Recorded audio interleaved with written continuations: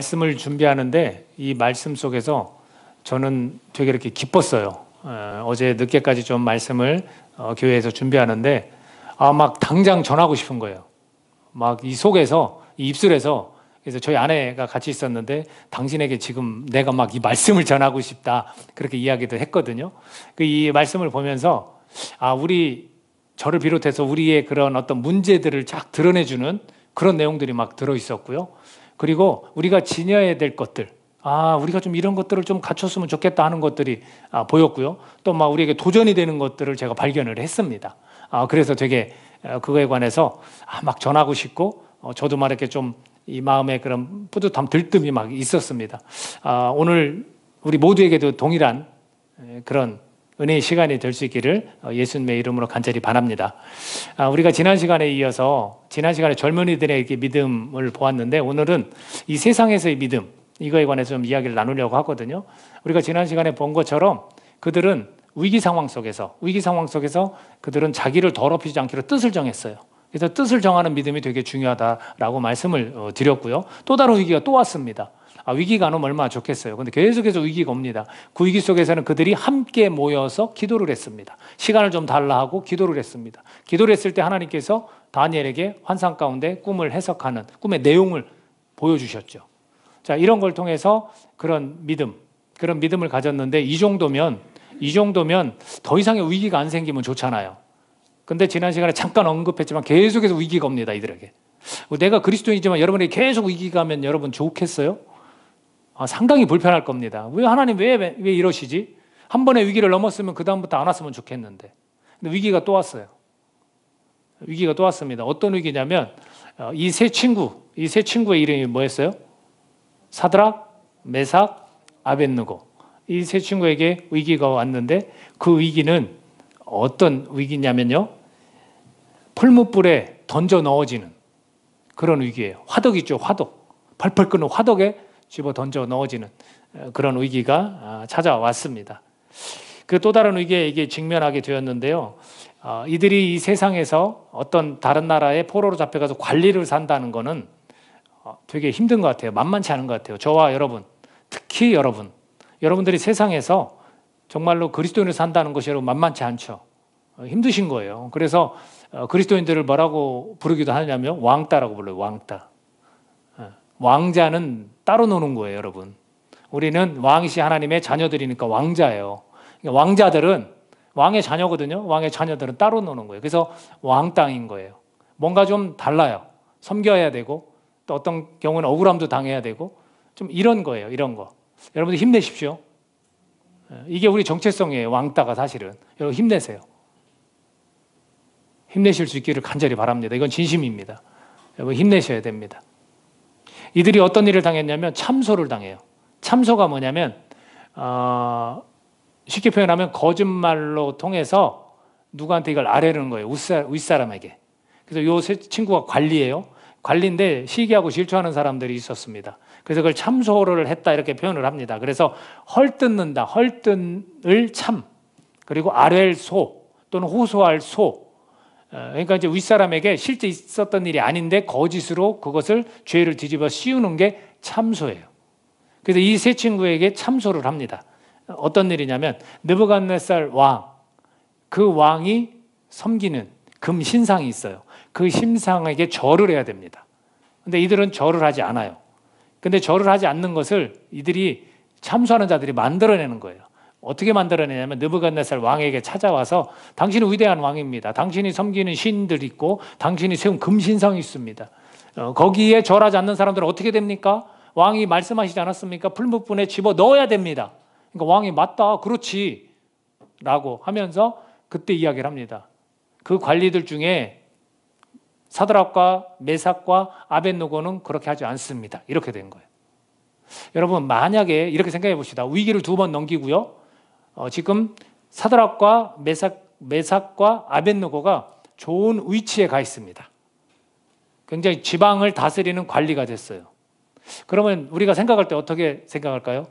하나님께서 나에게 은혜를 주셔서 나로 하여금 이렇게 높여주셨다. 내가 포로로 잡혀온 나라에서 나로 하여금 좋은 위치에서 주님을 위해서 헌신하도록 나를 높여주셨다. 이렇게 생각하지 않겠습니까? 거기엔 두 가지 의미가 있어요. 내가 그동안 열심히 노력했어.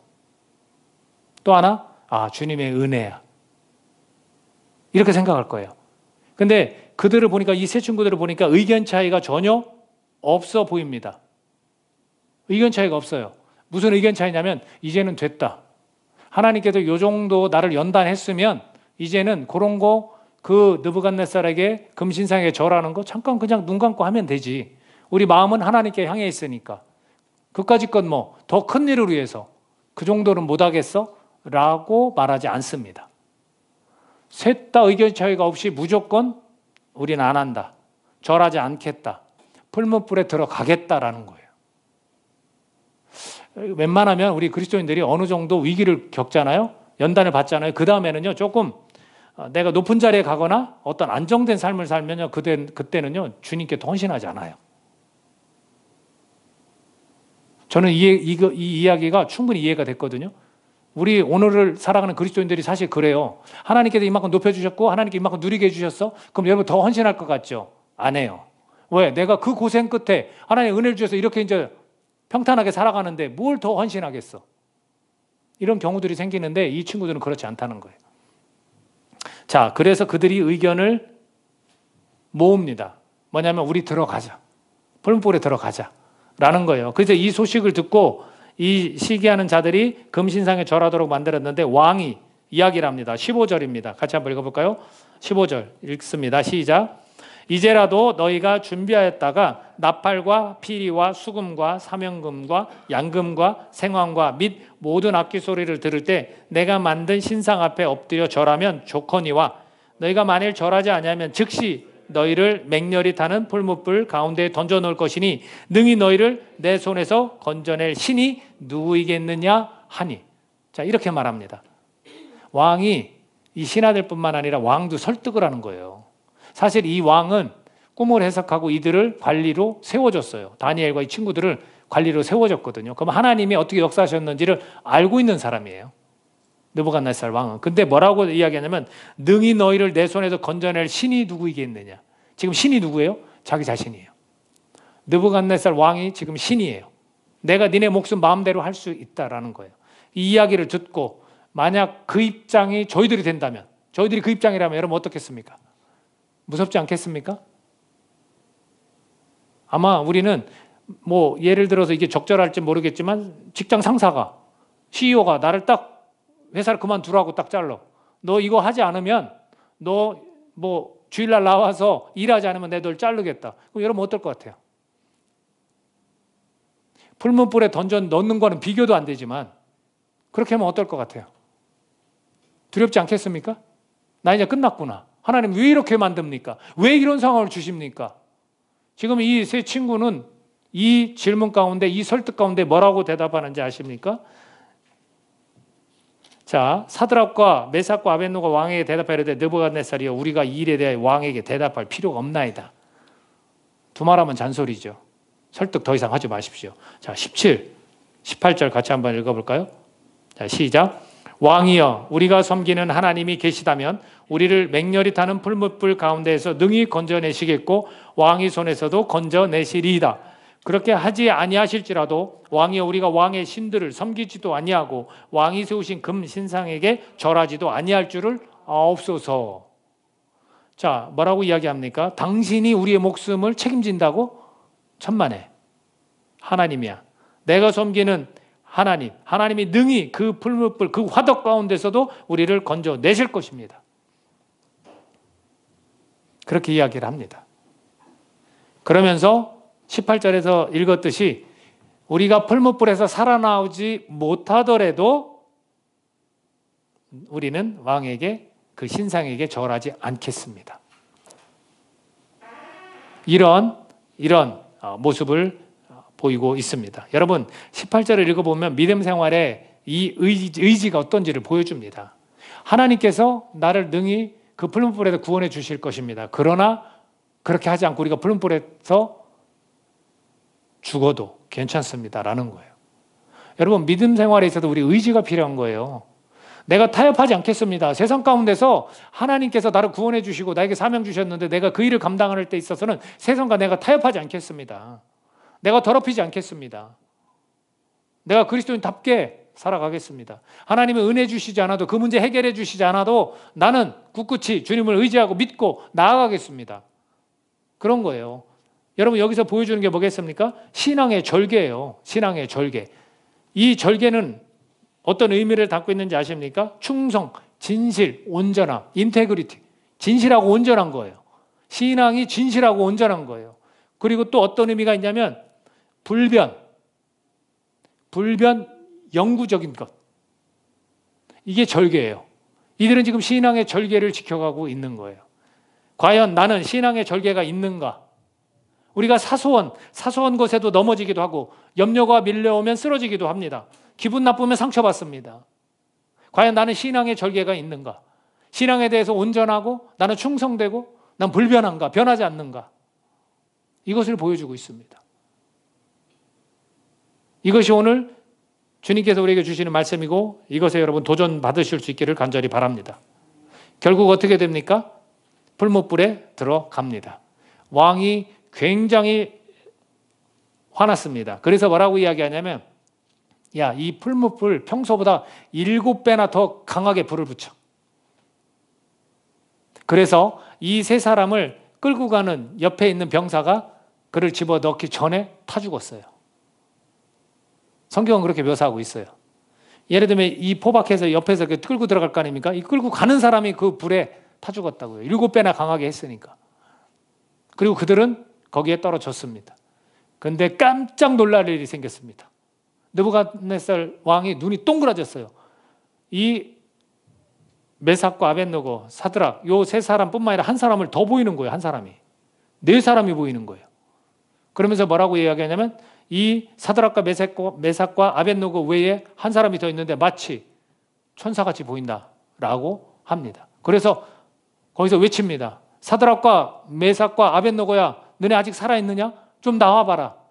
했더니 온몸이 하나도 상하지 않고 그대로 나옵니다. 그들의 믿음의 고백처럼 된 거예요. 그들은 들어가서 죽어도 사실은 당신한테는 다른 신에게 내 절하지 않겠다고 했는데 그들이 정말로 살아서 나온 겁니다. 그리고 나서 28, 29절 우리가 한번 읽어볼까요? 3장 28, 29절 우리 화면을 보고 함께 읽도록 그렇게 하겠습니다. 이 광경을 본 왕의 고백입니다. 자, 시작. 느부갓네살이 말하여 이르되 사드락과 메삭과 아벳느고의 하나님을 찬송할지로다. 그가 그의 천사를 보내사 자기를 의뢰하고 그들의 몸을 바쳐 왕의 명령을 거역하고 그 하나님 밖에는 다른 신을 섬기지 아니하며 그에게 절하지 아니한 종들을 구원하셨도다.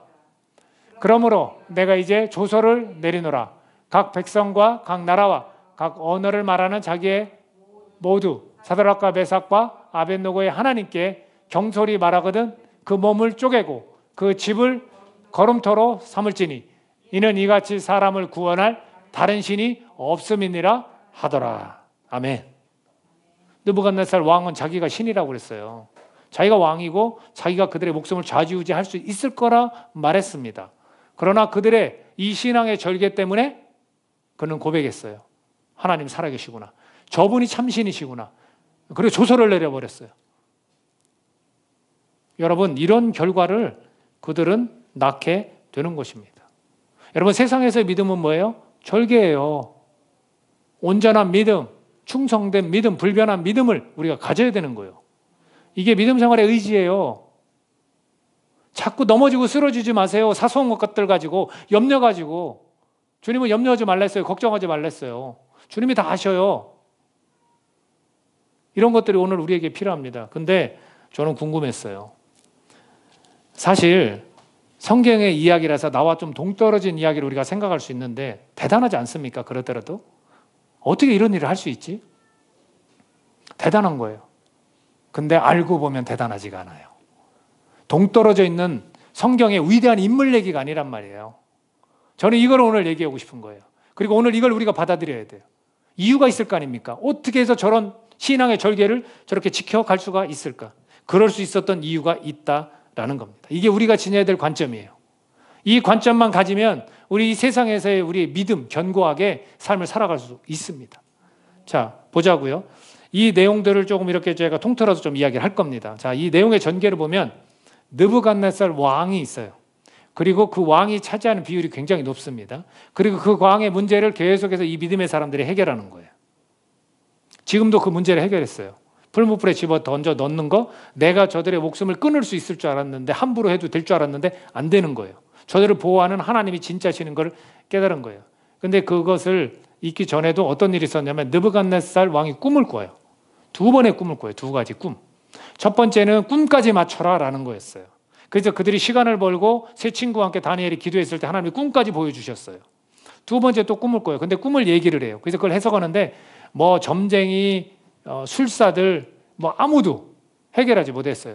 박수, 무당들 뭐 아무도 해결하지 못했지만 이 두 가지를 다 다니엘이 해석을 해주게 됩니다. 그래서 한 가지를 보면 이 꿈 얘기를 제가 지난 시간에 일부러 안 했거든요. 이번 주에 하려고. 그 꿈 얘기가 뭐냐면 느부갓네살 왕이 꿈을 꿨는데 이 몸을 가지고 얘기해요. 몸을. 머리는 금으로 돼 있고 이 가슴과 이 팔은 은으로 돼 있고 그리고 요 밑에 허리와 요 정강이 여기까지는 노수로 되어 있고 그다음에 요 종아리 맨 밑에는 쇠로 되어 있어요. 그러니까 얼마나 이게 무슨 얘기인가 한 거예요. 그거를 다니엘이 이야기를 해주기 시작을 합니다.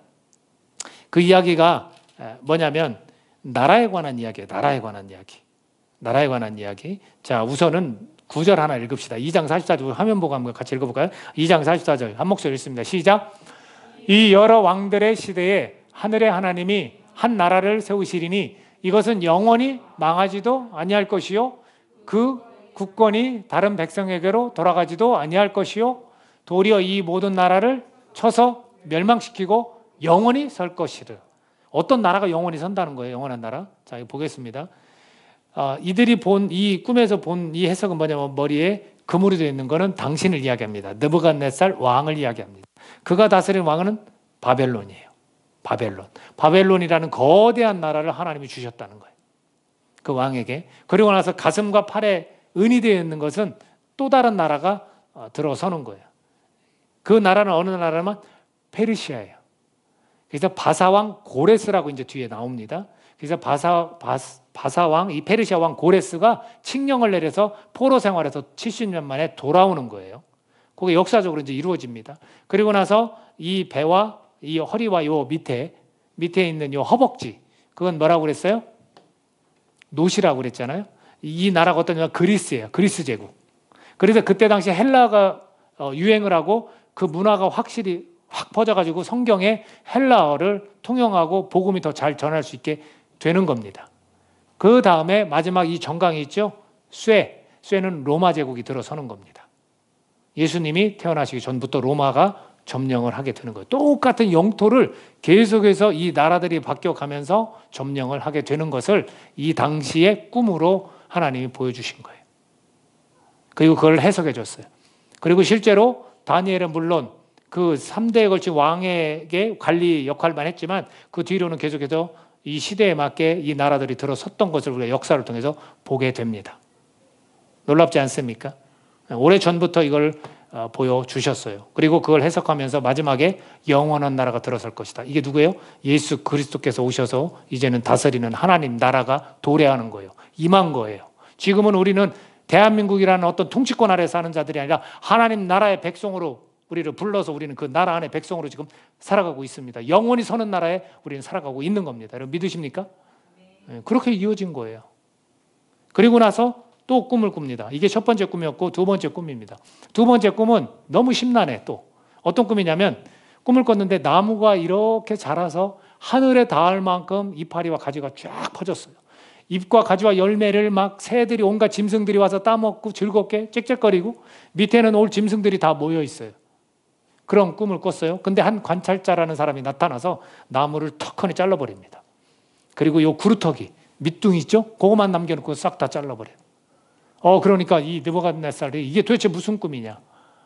그래서 다니엘을 불러서 그것을 묻습니다.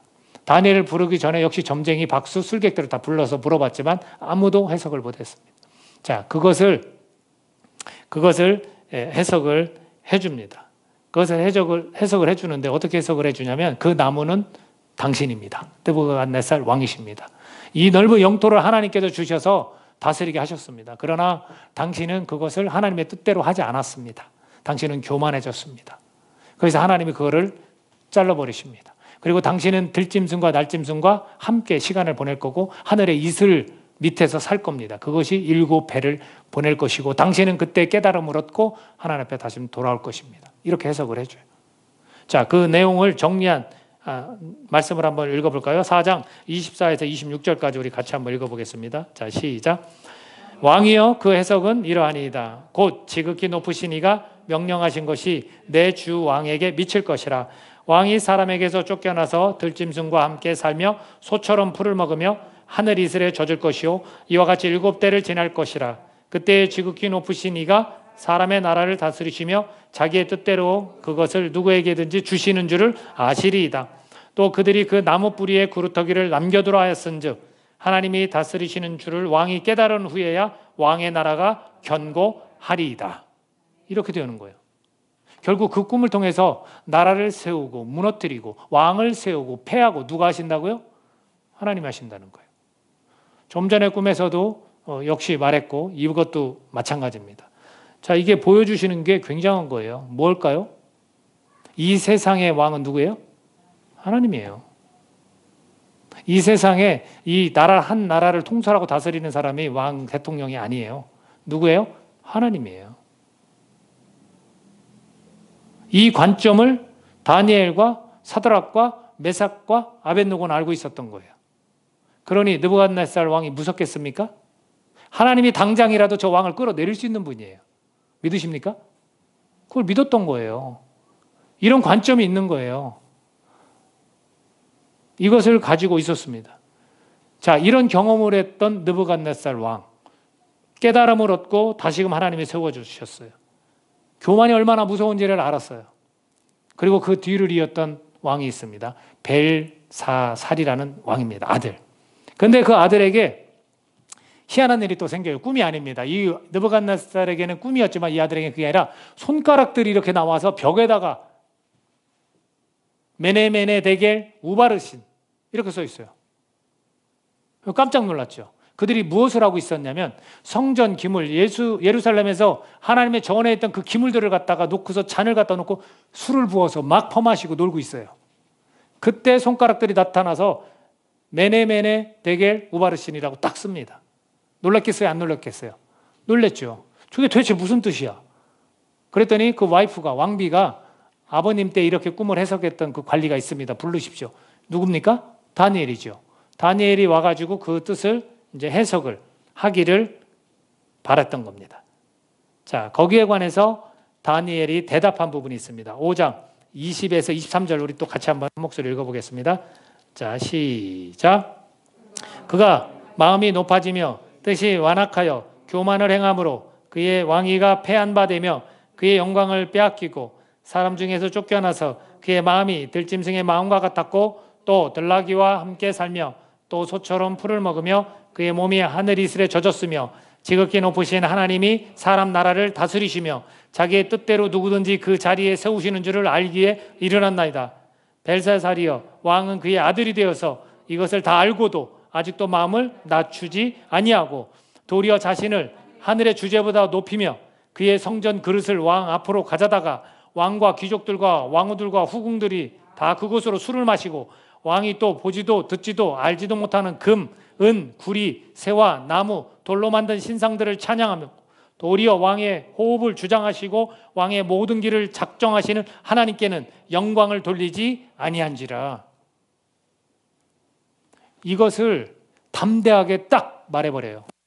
이걸 해석하기 전에 담대하게 왕의 잘못에 대해서 딱 하고 책망을 합니다. 왜? 이 세상을 다스리는 왕, 바벨론을 지금 다스리는 왕은 누구시기 때문에? 하나님이시기 때문에 하나님 앞에 영광 돌리지 않는 당신은 교만한 자입니다. 아버지의 그런 경험을 다 알고서도 당신은 낮추지 않고 있습니다. 우리 하나님 말씀을 다 알고서도 하나님을 어겼을 때, 불순종했을 때 어떤 결과가 났는지를 알면서도 많은 그리스도인들이 낮추지 않아요, 자기를.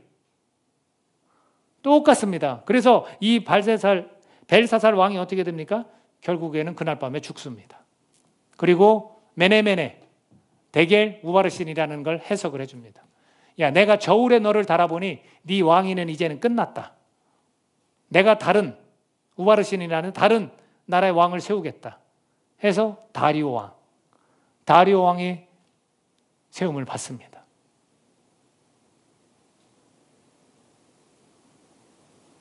저는 이 광경을 보면서 도대체 이 다니엘과 이 세 친구가 가졌던 이 관점이 뭘까? 어떻게 이렇게 담대하고 거침없이 말할 수 있을까?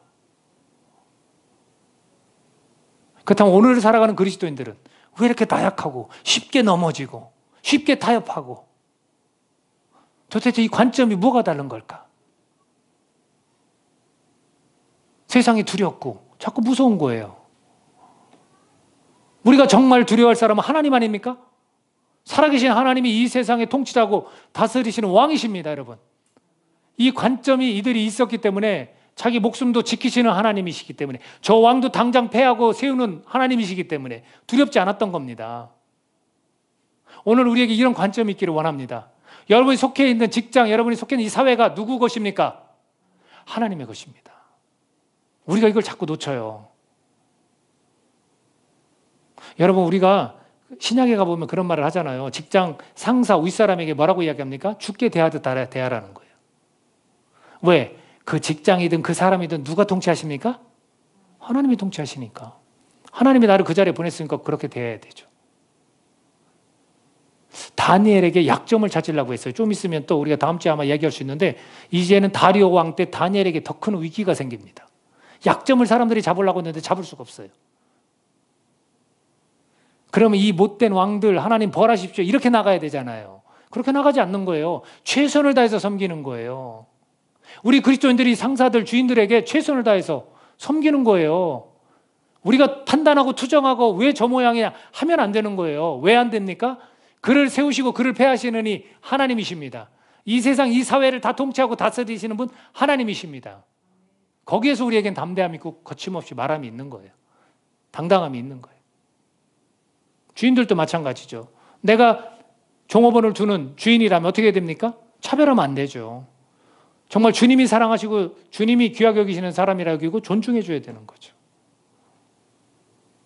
왜? 이 영업장이 내 게 아니잖아요. 누구 거예요? 하나님 거예요. 이런 관점 때문에 이들이 이런 신앙의 절개를 가질 수 있다라고 저는 믿습니다. 하나님께서 주신 그 지혜가 있습니다. 왜? 그들은 하나님 앞에 자기를 더럽히지 않겠다고 뜻을 정했기 때문에 하나님 앞에 내 경건한 삶을 살겠다고 결정을 했기 때문에 하나님은 그들에게 지혜를 주시는 겁니다. 우리 그리스도인들은 지혜로운 사람들이에요. 근데 왜 지혜가 없는지 아십니까? 하나님 주신 지혜보다 내 지혜, 내 지식에 의지하기 때문에 그래요. 마치 내 생각이 옳은 것처럼 우리는 이야기를 하고 기도할 때 내 생각을 반영해서 하나님 앞에 기도를 합니다. 왜? 그렇게 해달라고. 하나님을 경외하고 하나님을 의지하는 자들에겐 지혜를 주신댔어요. 지혜의 근본이 뭡니까? 하나님을 경외하는 거예요. 그럼 우리는 다 지혜로운 사람들이에요. 이 세상 속에서 대처를 해나갈 때 지혜롭게 대처해 나가는 거예요.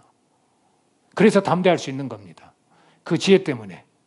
사람들이 참소하고 거짓말하고 나를 몰아내려고 시기하지만 우리는 넘어지지 않습니다. 하나님이 우리를 든든하게 세워가십니다.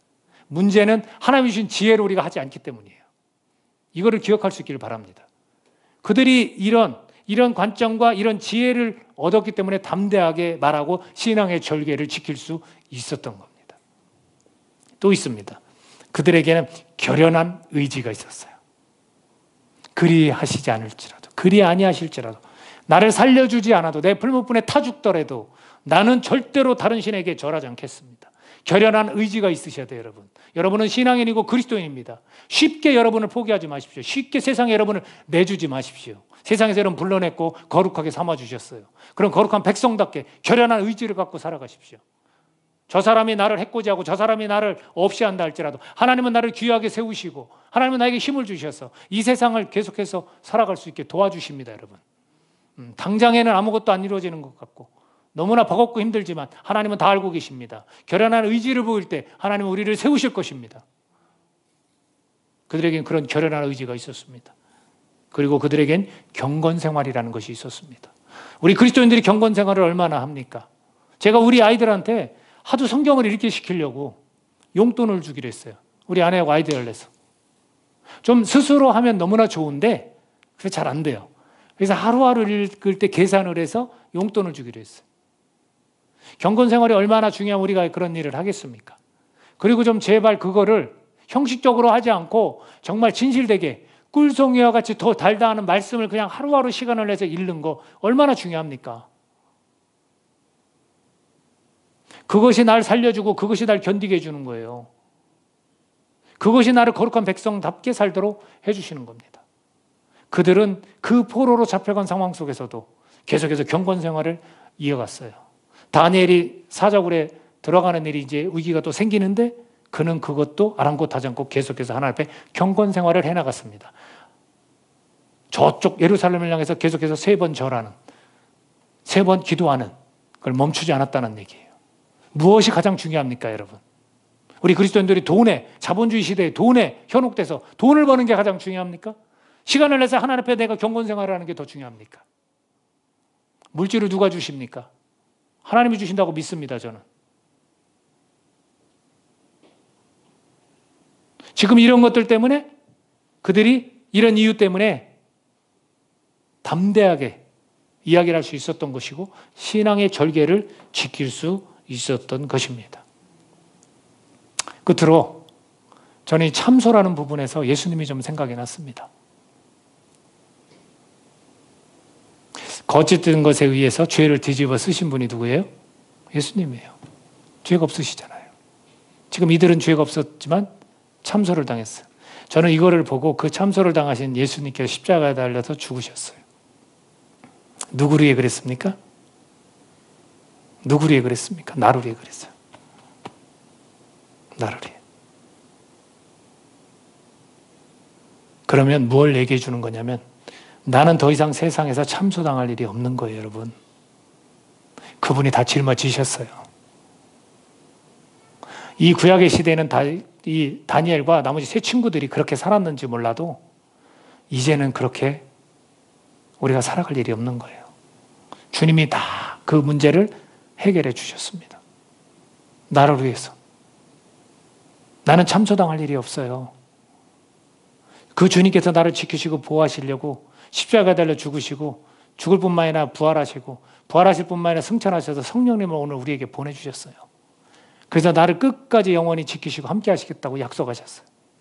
예수를 믿는 우리에게 우리 마음 안에 내 존재 안에 누가 계십니까? 하나님의 영인 성령이 계십니다, 여러분. 그 성령께서 오늘 우리를 도우십니다. 그 성령을 의지하면 우리가 되는 겁니다. 우리가 이 세상에서의 그 믿음, 성령이 함께 하시면서 그 성령께서 우리로 하여금 경건생활을 하도록 도우시고 결연한 의지를 갖도록 도우십니다. 우리의 관점이 그 성령님이 우리에게 깨닫게 하십니다. 이 세상의 통치자는 하나님이십니다. 여러분 그걸 믿으십시오. 하나님께서 우리에게 지혜를 주십니다. 여러분 그 지혜를 갖고 담대하게 삶을 살아가십시오. 이것이 세상에서의 우리의 믿음인 줄로 믿습니다. 예수님을 다시 한번 여러분 바라보시고 그 예수님으로 인하여 우리가 지금 어떤 나라에, 영원한 나라에 우리가 어떤 삶을 살아가고 있는지 그것을 기억하시면서 내가 세상 속에서 보이는 이 믿음, 과연 지금 상태가 어떤지를 점검할 수 있는 귀한 시간 되길 바랍니다. 같이 기도하겠습니다.